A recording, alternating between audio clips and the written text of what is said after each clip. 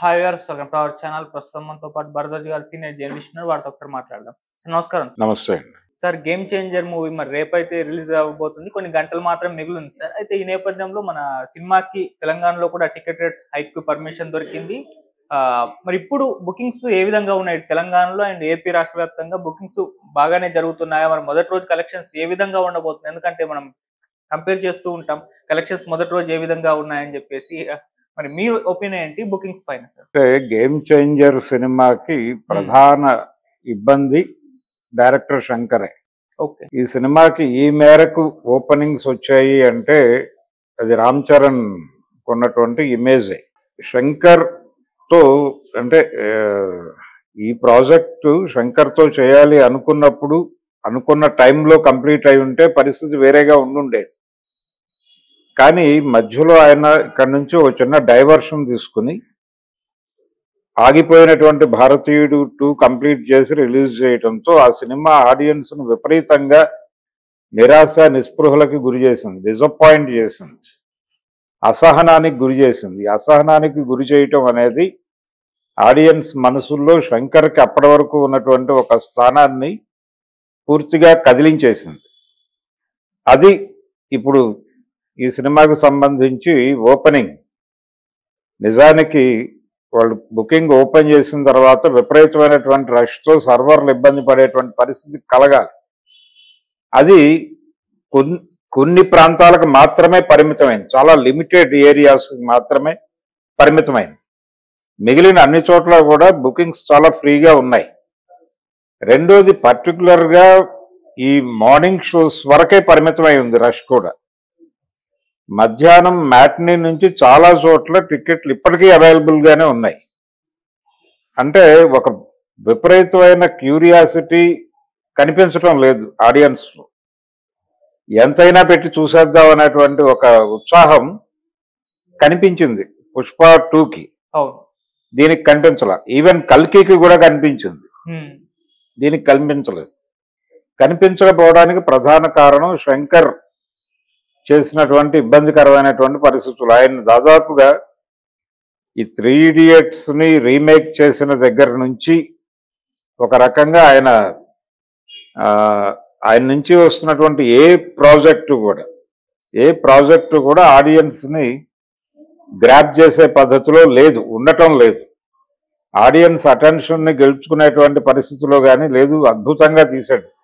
నిజానికి ఏ విషయాన్నైనా అద్భుత రసంలో చెప్పి సినిమాని అంటే ఒక వేరే ప్రపంచంలోకి ఆడియన్స్ని తీసుకెళ్ళటం అనేది శంకర్ ప్రోగ్రాం. మనకి రోజువారీ తెలిసిన విషయాన్నే ఆయన దాన్ని బాగా విపరీతమైనటువంటి దీనిలో చెప్తాడు. చిన్న విషయాన్ని కూడా బ్రాడ్ స్కేల్లో చెప్పడం అనేది ఆయన పద్ధతి. చెప్పి దీనిలో ఇంతుందా అని చెప్పి జనాల్ని భయపెడతాడు. ఆయన టెర్రరైజ్ చేస్తాడు, వేరే ప్రపంచంలోకి తీసుకెళ్ళిపోతాడు. ఏ విషయాన్నైనా అద్భుత రసంలో చెప్పడం అనేది ఆయన టాలెంట్.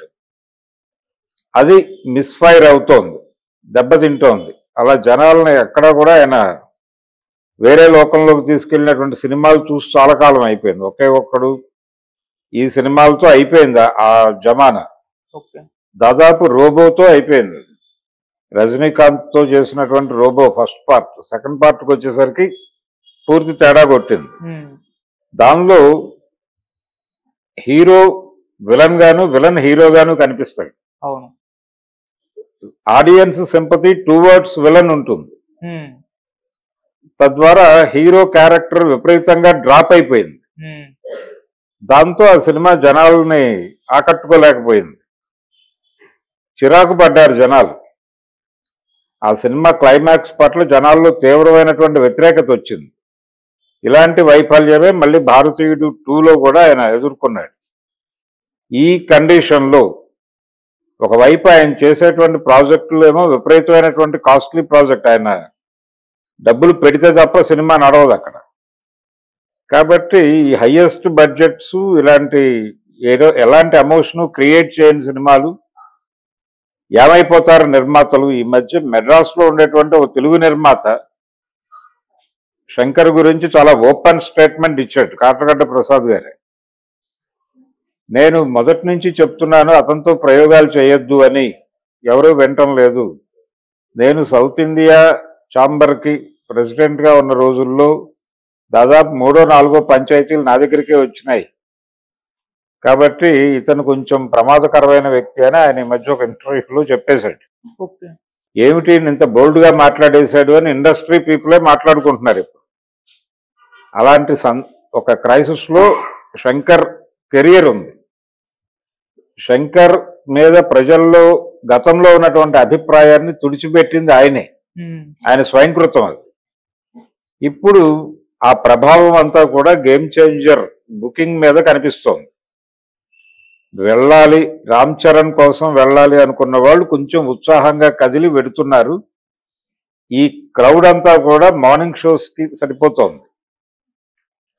ఆ తర్వాత షోస్ ఇప్పటికీ నెమ్మదిగా నడుస్తున్నాయి. రేపే సినిమా, రేపు ఎర్లీ మార్నింగ్ షోస్కి అనుమతి దొరికింది తెలంగాణలో. ఏపీలో 1 o'clock నుంచి పడుతున్నాయి.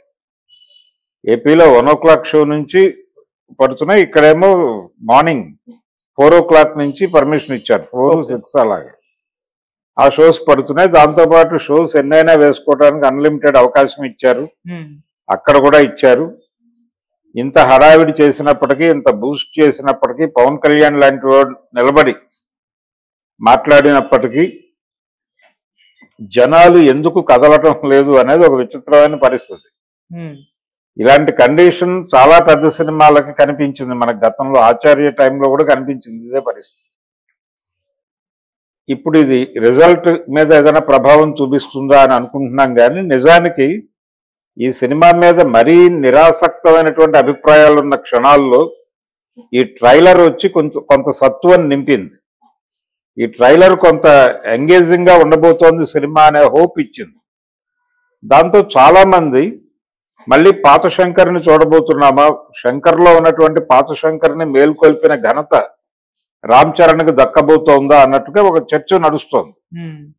ఈ చర్చ నేపథ్యంలో ఉన్న క్యూరియాసిటీ మాత్రమే మనకి 4 o'clock షోస్, అక్కడి నుంచి 8, 8:30 షోస్ వరకు ఫుల్స్ కనిపిస్తున్నాయి. మిగిలిన ప్రాంతాల్లో అంటే చాలా లిమిటెడ్ ఏరియాల్లో మాత్రమే అన్ని షోస్ ఫుల్ అవుతున్నాయి. అది కూడా వెరీ ఫస్ట్ షోకి, మొదటి రోజు, సినిమా విడుదలైన మొదటి రోజు మాత్రమే అన్ని షోస్ నిండినటువంటి పరిస్థితి కనిపిస్తోంది. కానీ ఇమ్మీడియట్ నెక్స్ట్ డే చాలా ఆకుపచ్చగా ఉంది అక్కడ. అంటే సస్యశ్యామలంగా యాప్లో కండిషన్ ఉంది, ఆకుపచ్చగా ఉంది. ఈ ఆకుపచ్చగా ఉండటం అంటే నిర్మాతలకు లేకపోతే దర్శకులకు అందరికీ నష్టదాయకం. పచ్చగా ఉన్నారంటే బాగున్నారని, ఇక్కడ పచ్చగా ఉన్నారంటే నెగిటివ్ సెన్స్లో అర్థం చేసుకోవాలి. ఇక్కడ పచ్చదనం వాళ్ళని ఇబ్బంది పెట్టే పరిస్థితి, నిర్మాతల్ని అలాగే కొనుగోలుదారుల్ని ఇబ్బంది పెట్టే పరిస్థితి అయితే ఉంది దీనికి ప్రెజెంట్. కానీ ఈ పరిస్థితి మారొచ్చు. ఈ పరిస్థితి ఆ 4 o'clock షో ఇక్కడ, అలాగే 1 o'clock షో అక్కడ పడిన తర్వాత ఇది ప్రజల్లో ఉన్నటువంటి అభిప్రాయం పక్కకి చెదిరిపోయి మళ్ళీ ప్రేక్షకులు వెల్లువలాగా సినిమాకి రావచ్చేమో అనే అభిప్రాయం కూడా ఉంది. అది జరగచ్చు, జరగడానికి అవకాశం ఉంది. ఎందుకంటే ట్రైలర్ కొంత ఆ హోప్ను క్రియేట్ చేయగలిగింది. డెఫినెట్గా ఏదో ఒక పద్ధతిలో వెళుతున్నాడు శంకర్, మరీ ఇబ్బంది పెట్టకపోవచ్చు అనే అభిప్రాయానికి అయితే ఆ ట్రైలర్ ఒక రకంగా నాంది పలికింది. కానీ సినిమా చూసే వరకు మేము హోప్స్ ఇవ్వలేమన్న పరిస్థితిలో ఆడియన్స్ ఉన్నారు. అందుకని 1 o'clock షో పడిన తర్వాత ఏపీలో 1 o'clock షో మొదలైతే ఆల్మోస్ట్ 3:30కి పబ్లిక్ టాక్ వచ్చేస్తుంది బయటకి. 3:30కి రివీల్ అయ్యేటువంటి పబ్లిక్ టాక్ మీద ఈ సినిమా భవిష్యత్తు ఆధారపడి ఉంది. అది పాజిటివ్గా వస్తే ఒక్కసారి మళ్ళీ జనాలందరూ పోటెత్తుతారు థియేటర్ల వైపు. అప్పుడు సర్వర్లు బెంబేలు పడే పరిస్థితి రావచ్చు. ఆ పరిస్థితి రావాలని కోరుకుందాం. ప్రస్తుతానికైతే ఆ పరిస్థితి లేదు. సో అంటే ఫస్ట్ రోజు అయితే కలెక్షన్స్ ఓ రేంజ్ లో అయితే ఉండవనుకోవచ్చు సార్. అంటే పుష్పతో కంపేర్ చేస్తుంటే పుష్ప 2తో కంపారిజన్ ఏ పద్ధతిలోనూ కుదరదు. ఇది ఏ పద్ధతిలో చూసినా కానీ ఇది కుదిరే వ్యవహారం కాదు. దానికి 1200 రూపాయలకి కొన్నారు టికెట్లు 9:30 షోకి. ఎక్కడా టికెట్లు లేవు. ఆ 1200 టికెట్లనే 2000కి కూడా అమ్మారు కొన్ని చోట్ల బ్లాక్ లో. అయితే దానికి కూడా 1 o'clock షోకి మామూలు రేట్లకు అమ్ముకోవాల్సిన పరిస్థితి వచ్చింది. అక్కడ 700కే అమ్మేశారు మల్టీప్లెక్స్ దగ్గర 1 o'clock షోకి, ఇక్కడ 350కే అమ్మారు సింగిల్ స్క్రీన్ దగ్గర చాలా ఏరియాల్లో. ఉదాహరణకి కొంచెం సినిమా గోయర్స్ ఎక్కువగా ఉండేటువంటి లొకాలిటీస్ కొన్ని ఉన్నాయి. హైదరాబాద్కే ఉదాహరణ తీసుకుంటే కుకట్పల్లి హౌసింగ్ బోర్డు నుంచి మొదలుపెట్టి ఎస్ఆర్ నగర్ వరకు ఒక రకంగా అది సినిమా అంటే వ్యూవర్షిప్ ఎక్కువగా ఉండేటువంటి ఏరియా. అలాగే ఇక్కడ ఇటువైపు చూస్తే దిల్సుఖ్ నగర్ యువతల నుంచి అంటే మలక్పేట నుంచి మొదలు పెడితే వనస్థలిపురం వరకు అది సినిమా హబ్బే. ఇలా కొన్ని పాకెట్స్ ఉన్నాయి. ఆ పాకెట్స్ లో కూడా డల్ గా ఉంది కలెక్షన్ చూస్తే. అంటే జనాల్లో ఏమాత్రము క్యూరియాసిటీ లేదు, ఈ సినిమా చూడాలనేటువంటి ఆతృత కనబట్టలేదు అనేది అర్థం అవుతుంది. పుష్ప 2కి పరిస్థితి లేదు. పుష్ప 2కి అన్ని ఏరియాల్లోనూ సమానమైనటువంటి రెస్పాన్స్ కనిపించింది.